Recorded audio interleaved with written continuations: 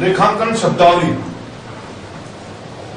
लेखांकन में जो अक्सर शब्द यूज होते हैं, शब्द को उपयोग करते हैं, उनको बोलते हैं लेखांकन की शब्दावली।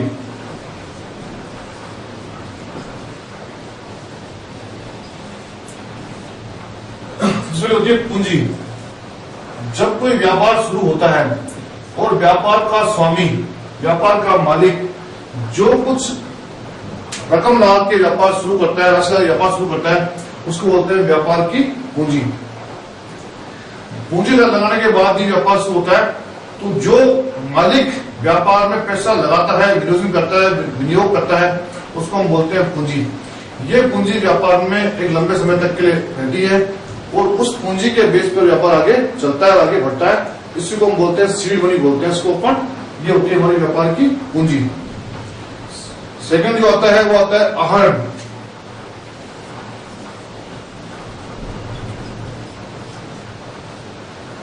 अब व्यापार का जो मालिक होता है वो भी एक सामाजिक प्राणी है, उसकी भी कई समझे जिम्मेदारियां होती हैं। वो व्यवसाय जो करता है वो अपने आजीविका चलाने के लिए करता है। तो उसको आजीविका चलाने के लिए जो कुछ धन की आवश्यकता होती है वो व्यापार से निकालता है। उस व्यापार से जो राशि निकालता है उसको बोलते हैं आहरण। व्यापारी अपने निजी उपयोग के लिए जो धन राशि या सामान व्यापार से निकालता है और अपने निजी यूज में लेता है, उसको बोलते हैं अपन आहरण करना या उसको ड्राइंग्स करना। इसको इंग्लिश में बोलते हैं ड्राइंग्स करना। अब देखते हैं अपन संपत्तियां।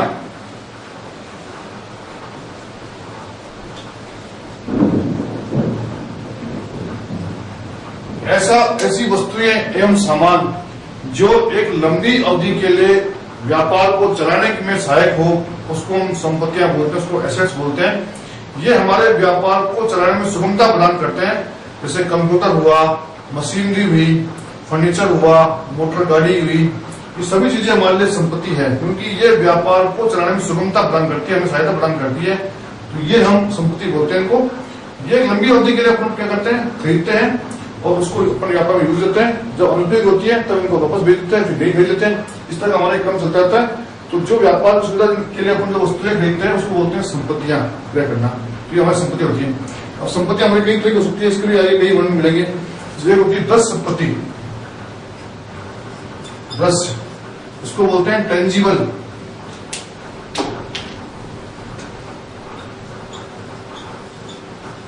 टेंजिबल जो संपत्ति हमें वो दिखती है, जिसको हम छू सकते हैं, उसको बोलते हैं दृश्य संपत्ति। जैसे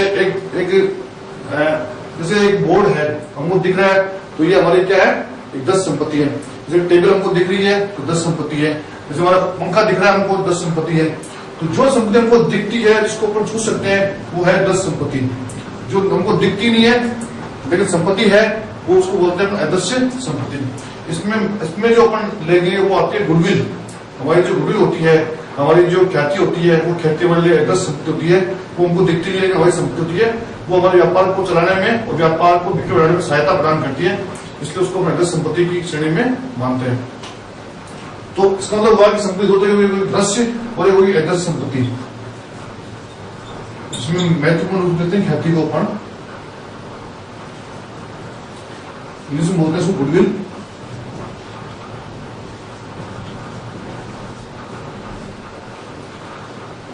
तो संपत्ति होते तो दृश्य और एक अदृश्य। अब संपत्ति को और भागों में बांटते हैं। एक होती है चल, एक होती है अचल। जिस संपत्ति को कहीं दूसरे को लिया जा सकता है उसको बोलते हैं चल संपत्ति। जैसे एक फर्नीचर दूसरे एक छोटा दूसरे को ले सकते हैं, तो वो अचल संपत्ति हो गया।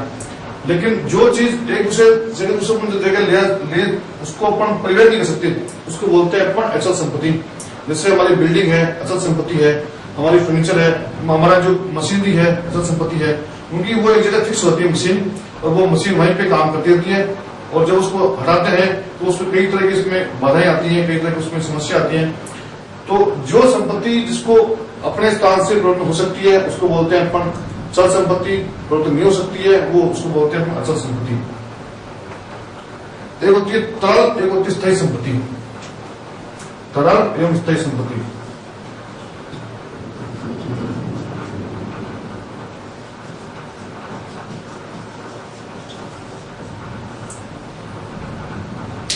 जिस संपत्ति को बेच करके या जिस संपत्ति को हम तो बहुत जल्दी, बहुत कम समय में मुद्रा में परिवर्तन कर लेते हैं, उसको बोलते हैं अपन तरल संपत्ति। जैसे माल हमारे लिए तरल संपत्ति है, क्योंकि माल को बेच करके हम उसके मुद्रा रूप में उसको कर लेते हैं, तो माल हमारे लिए तरल संपत्ति है। लेकिन हमारा भवन है, हमारी मशीनरी है, ये हमारी स्थायी संपत्ति के रूप में आती है, क्योंकि इनको हम बहुत जल्दी से बेच करके इसको मुद्रा में हम इसको कन्वर्ट नहीं कर सकते, मुद्रा में इसको परिवर्तन नहीं कर सकते, इसलिए हमारे लिए स्थायी संपत्ति की श्रेणी में मानी जाती है, इनको स्थायी संपत्ति में मानते हैं। एक आती है काल्पनिक संपत्ति।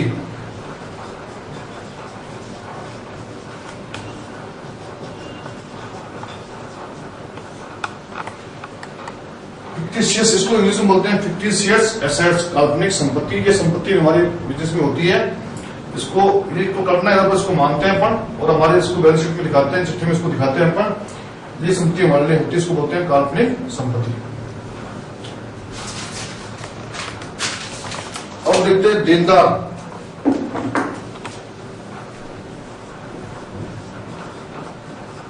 देनदार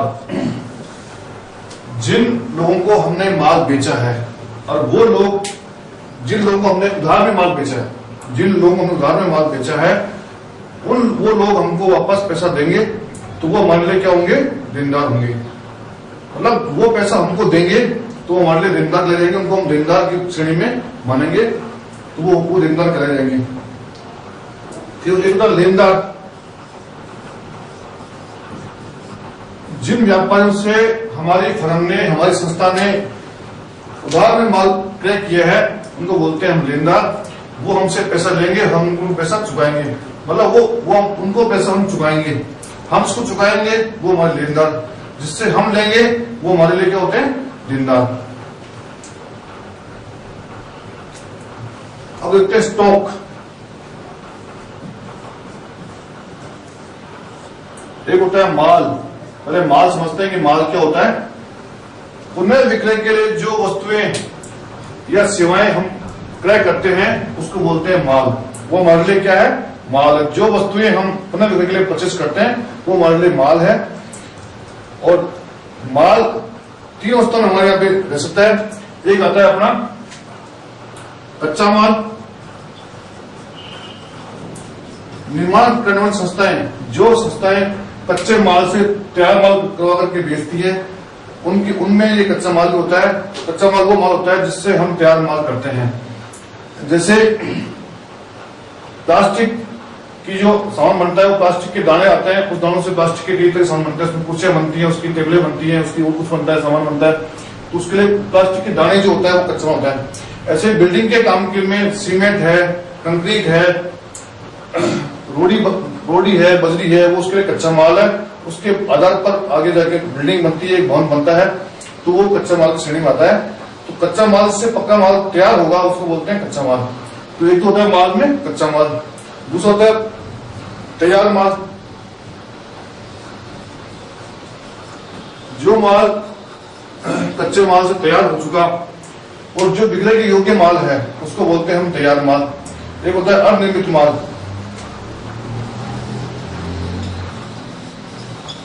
कुछ माल ऐसा रहता है जो ना पक्का रहता है, ना कच्चा, ना पक्का हो पाता है, ना कच्चा नहीं पाता है, अनिर्मित अवस्था में होता है, उसको बोलते हैं अनिर्मित माल। उसको इंग्लिश में बोलते हैं WIP, वर्क इन प्रोग्रेस। कुछ माल ऐसा होता है जिसको कच्चा माल नहीं आता, उसको हम प्रोसेस में डाल देते हैं और प्रक्रिया में जाकर के वो चलाता है। और प्रक्रिया में जाने के बाद में जब तक वो अपना वित्तीय वर्ष समाप्त होता है तब तक वो तैयार माल की श्रेणी में नहीं आ पाता। तो वो जो माल हमारा है, जो प्रोसेस में चल रहा है, उसको हम बोलते हैं अनिर्मित माल, या उसको बोलते हैं वर्क इन प्रोग्रेस।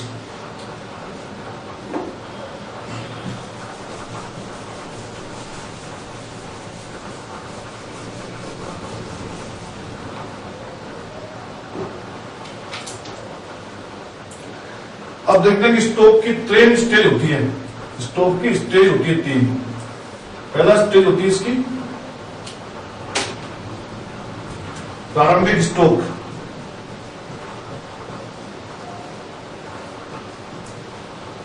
पिछले वित्तीय वर्ष में जो माल बिना बिका रह गया था वो अगले वित्तीय वर्ष में प्रारंभिक स्टॉक कहलाता है। पिछले वित्तीय वर्ष में जो माल बिना बिका रह गया था वो अगले वित्तीय वर्ष में उसको प्रारंभिक स्टॉक कहते हैं। इसका मतलब हुआ कि पिछले वर्ष का बिना बिका माल हमारे लिए साल में क्या होता है, उसको प्रारंभिक स्टॉक कहते हैं। अब फिर आता है अपना अंतिम स्टॉक।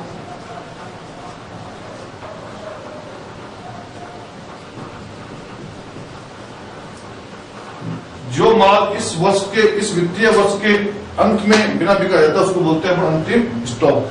उसके लिए हम बोलते हैं ओपनिंग स्टॉक, इसे इंग्लिश में बोलते हैं अपन क्लोजिंग स्टॉक। ओपनिंग को ऐसे लिखते हैं अपन ओपनिंग स्टॉक, इसे बोलते हैं क्लोजिंग स्टॉक।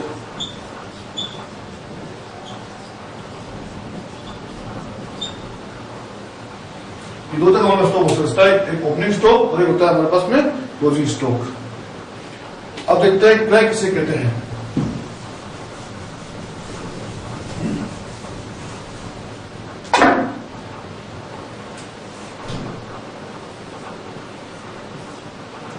क्रय, इसको इंग्लिश में बोलते हैं परचेजेस। क्रय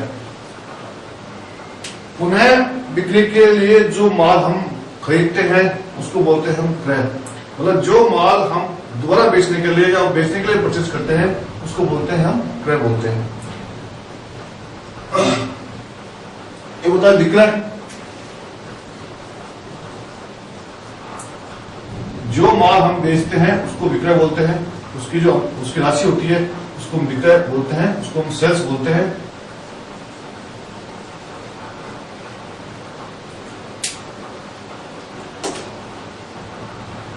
एक आता है विनियोग।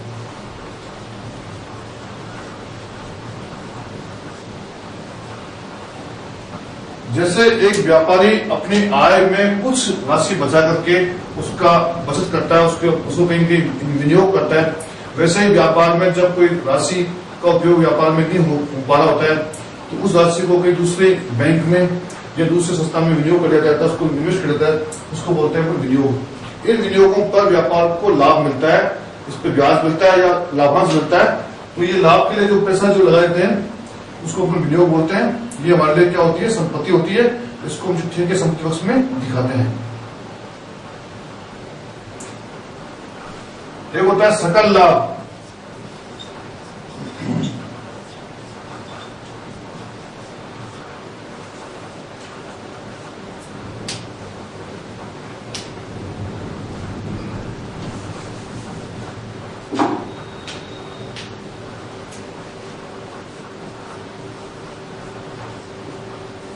सकल लाभ, इसको हम बोलते हैं ग्रॉस प्रॉफिट। माल के क्रय और विक्रय से के बीच का जो अंतर होता है, क्रय विक्रय माल को कितना माल अपने पास में था, कितना माल अपन ने और खरीदा, कितना माल अपने बेच दिया, कितना माल बच गया, इसका जो अंतर होता है उसको बोलते हैं अपन सकल लाभ। इसका मतलब हुआ कि जो हम व्यापार करते हैं, जो हम ट्रेडिंग करते हैं, मतलब क्रय विक्रय करते हैं, उस क्रय विक्रय के दौरान हमें क्या लाभ हुआ उसको हम बोलते हैं सकल लाभ। सकल लाभ में से जो व्यापार के खर्चे हैं उनको अपन घटा देते हैं, उसके बाद में जो बचता है उसको बोलते हैं अपन शुद्ध लाभ।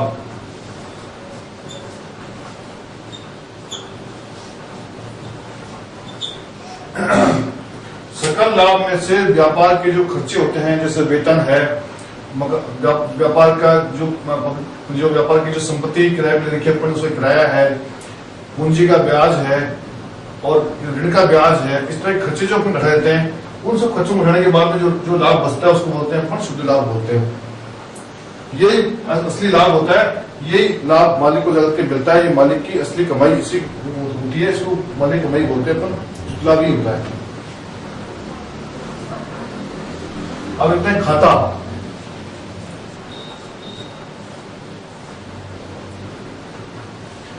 प्रारंभिक भैया में हम जर्नल लिखते हैं, उसके बाद में हम खाता बही कार्य करते हैं। खाता बही में प्रत्येक सौदे का दो पक्ष मानते हुए और एक पक्ष का, हर एक पक्ष का अपना खाता खोलते हैं, इसमें उसको बोलते हैं अपन खाता।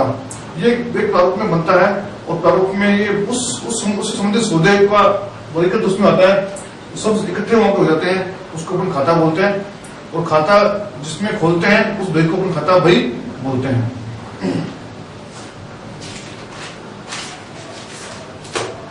अब आता है प्रविष्टि करना या एंट्री करना। प्रविष्टि करना, इसको बोलते हैं एंट्री करना। जब हम किसी लेन देन की प्रारंभिक भइयों में प्रविष्टि करते हैं, उसको लिखते हैं, उसको बोलते हैं एंट्री करना या प्रविष्टि करना। एक होता है अपना ओवरड्राफ्ट, या उसको बोलते हैं अपन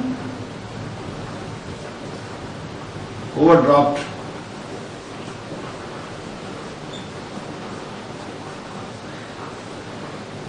ओवरड्राफ्ट जब हम कोई व्यापार के लिए काम करते हैं और हम व्यापार के लिए बैंक में खाता खोलते हैं, सारे लेनदेन उस बैंक के माध्यम से करते हैं।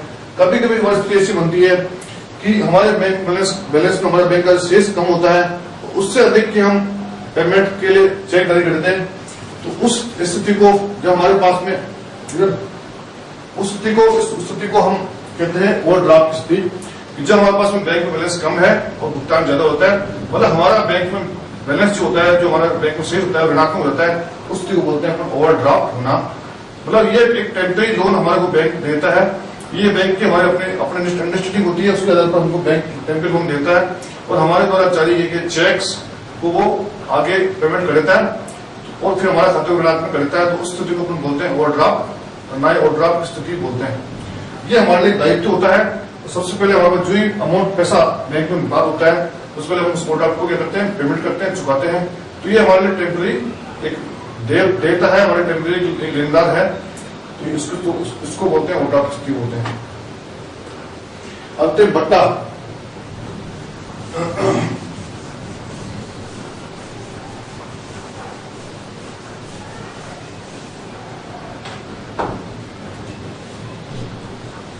बट्टा इसको इंग्लिश में बोलते हैं डिस्काउंट।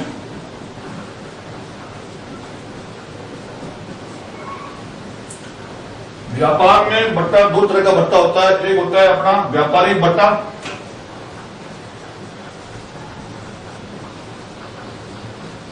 बट्टा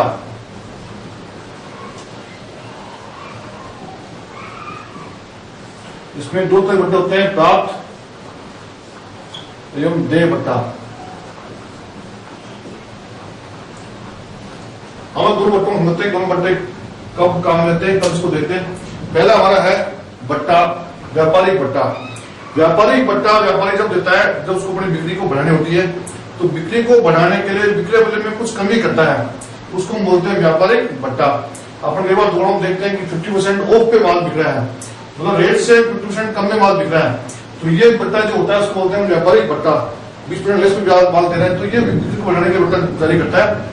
जब कभी व्यापारी के पास में स्टॉक की मात्रा काफी बढ़ जाती है, उसको लगता है कि हमारे माल कम बिक रहा है, तो उस बचे स्टॉक को निकालने के लिए वो रेट्स में कमी करता है। तो रेट्स में जो कमी करता है उसको बोलते हैं व्यापारिक बट्टा। इसका उद्देश्य होता है बिक्री को बढ़ाना।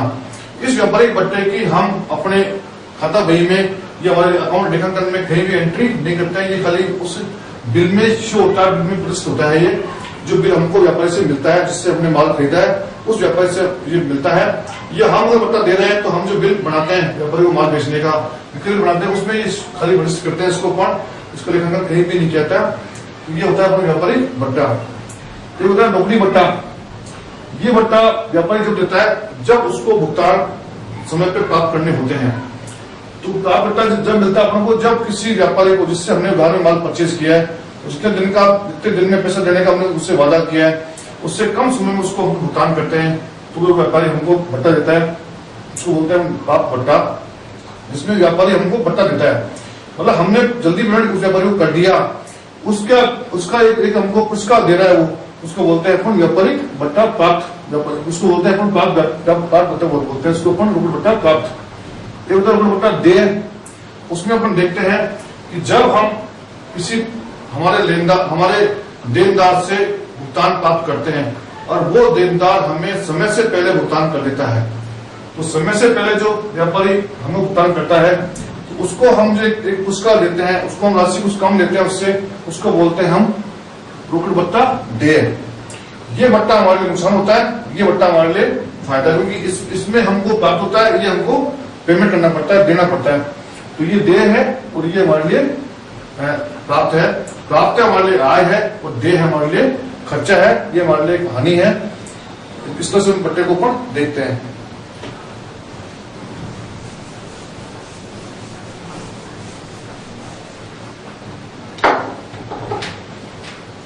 अब देखते हैं अपन कौन कौन से कर जो चुकाते हैं और इसका अपन लेखांकन करते हैं। एक आता है अपना बिक्री कर।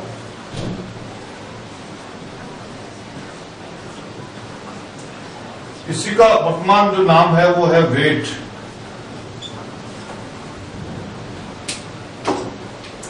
इसी को हम वेट बोलते हैं।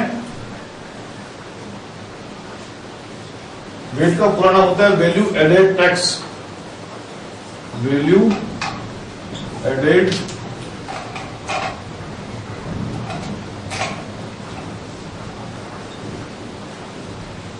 टैक्स।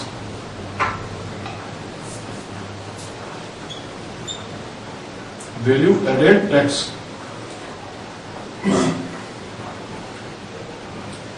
इस विधि का नाम ही है वैल्यू एडेड टैक्स।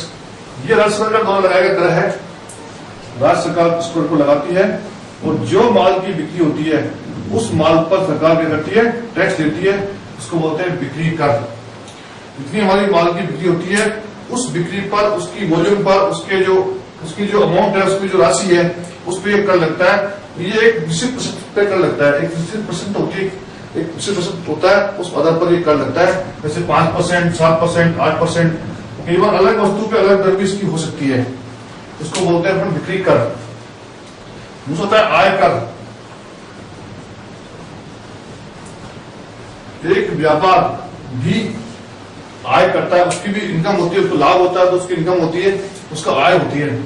उस आय पर जो सरकार को टैक्स देना पड़ता है उसको बोलते हैं अपन आय कर। ये केंद्र सरकार का कर है, केंद्रीय सरकार का कर है। ये भी हमको चुकाना पड़ता है और इससे हम हमारे व्यापार का खर्चा मान करके इसको अपन चुकाते हैं, उसको पेमेंट करते हैं, उसका लेखांकन खर्चा मान कर उस लेखांकन हम की कार्रवाई हम लोग करते हैं। एक आता है सर्विस टैक्स, सेवा कर। सेवा कर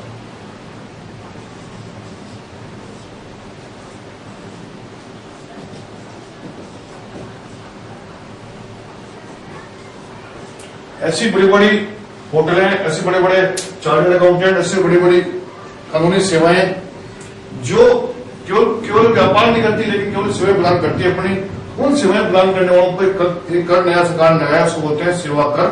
ये केंद्र सरकार द्वारा लगाया कर है और ये भी हमको चुकाना पड़ता है। ये भी एक व्यापार का खर्चा है, उसको खर्चे के रूप में इसको अपन लिखते हैं, इस रूप में इसको अपन लेखन करते हैं।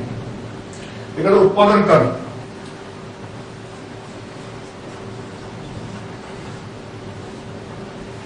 उसको इंग्लिश में बोलते हैं एक्साइज ड्यूटी।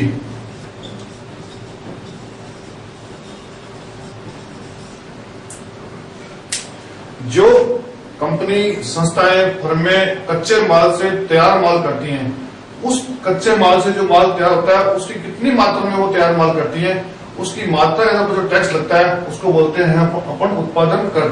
मतलब उत्पादन बढ़ेगा उसके हिसाब से कर बढ़ेगा। उत्पादन के अकॉर्डिंग हम जो कर पेमेंट करते हैं उसको बोलते हैं उत्पादन कर बोलते हैं उसको। ये भी सरकार का लगाया हुआ कर है, इसको भी हम लोग चुकाते हैं और इसको भी हम अपने खर्चे मान के उसकी एंट्री करते हैं, खर्चे मान के उसकी अपन पुष्टि करते हैं। ये हमारा उत्पादन कर है। एक होता है अपना कस्टम ड्यूटी।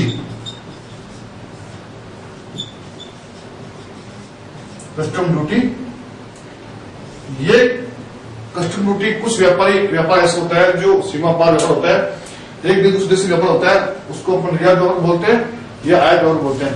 अगर एक व्यापार दूसरे देश से माल मंगाता है उसको बोलते हैं आयात व्यापार। एक व्यापार दूसरे देश का माल भेजता है उसको बोलते हैं अपन निर्यात व्यापार।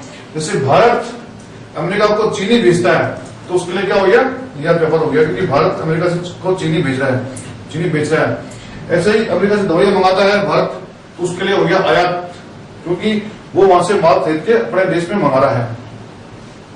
तो अपन दूसरे देश में माल भेजते हैं या मंगाते हैं, उस पर जो कर चुकाते हैं उसको हम बोलते हैं कस्टम ड्यूटी।